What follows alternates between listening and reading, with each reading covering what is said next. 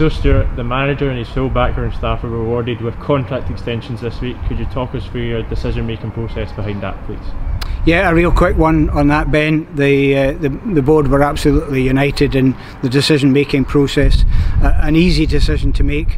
You know, we've had some tough ones to make over the years with managers and a whole lot of other business, but bringing back Kevin and the rest of his team, you know, having James Craney back, Kevin Buddenikis, goalkeeping coach, Bill Orr as head of analysis, and not to forget Kenny Crichton, the physio. It's just an absolute delight to know that they're coming back. That's one less thing to worry about for next season.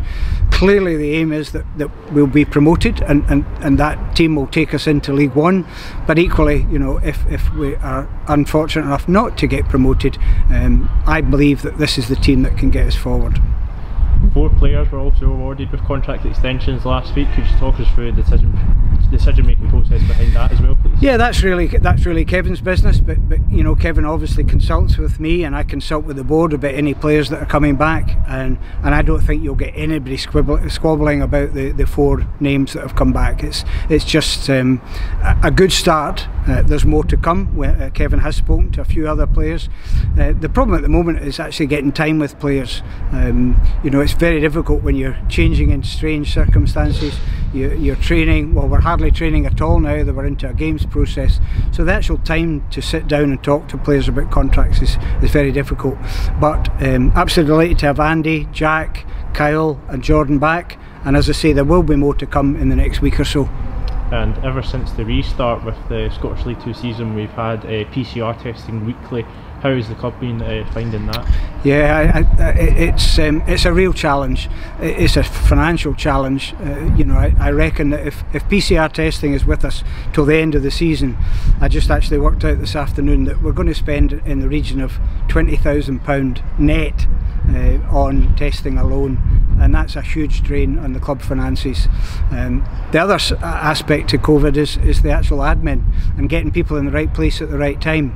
You know, we've been very fortunate that so far we've managed to test everybody that's been at a match day on location.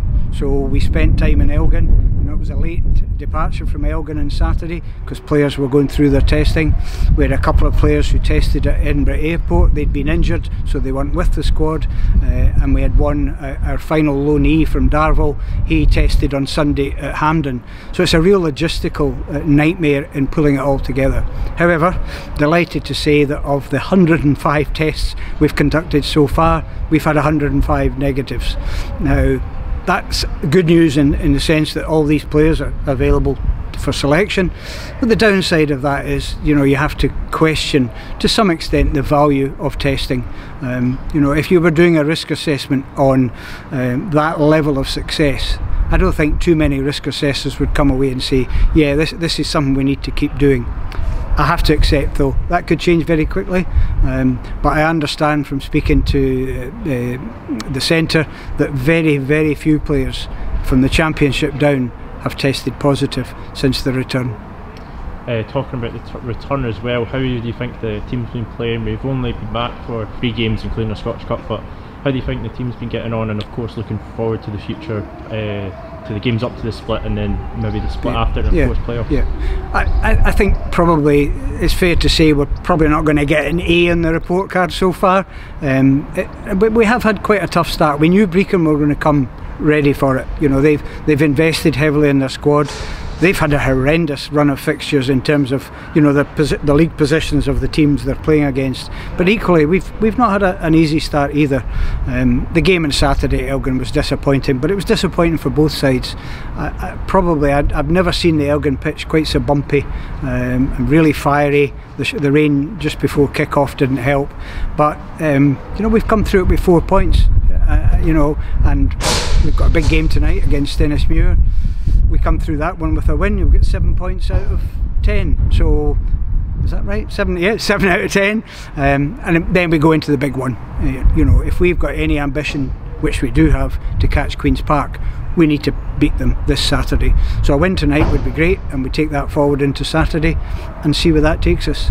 But yeah, a little bit disappointed. I know Kevin will be a bit disappointed, but at the end of the day, we're not beaten. We've only still lost one league game, and we've got, on paper, an easier run of fixtures coming up after the Queen's Park game.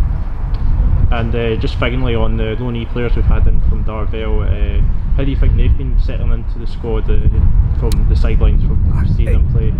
I haven't met Cameron yet. We'll see him tonight.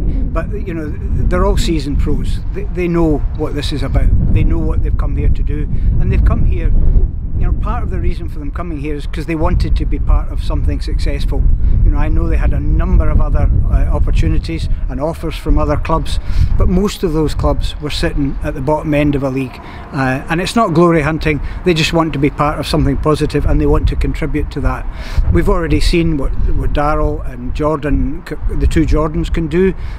They've not had a lot of game time, but I'm absolutely sure, whilst I don't pick the team, that they're going to get a lot more game time before we're done, because the games are coming thick and fast. We're going to get some more knocks, we're going to get some injuries, it's inevitable. So the reason we've built up the squad to the number we have is to try our best to ensure we're in the best possible place to combat things like injuries and even suspensions, which hopefully won't occur. But we do have a couple of players that are sitting on the borderline of a suspension. Do you have, just to cap things off, a wee message for any of the fans at home supporting us as we're going in to the business end of the season? Yeah, I really feel for them. You know, and without wishing to blow your trumpet too much, Ben, I know that the stream we do is second to none. That's beyond question, but it's not the same. You're watching football basically on television, and it's just not the same. So you know, things are opening up a little bit. There's going to be fans in at one of the semi-finals in England. I know they're on a different time track to us, but I can't wait for it to happen, because it's a very hollow experience inside the stadium. So stick with it. Keep signing up to the stream.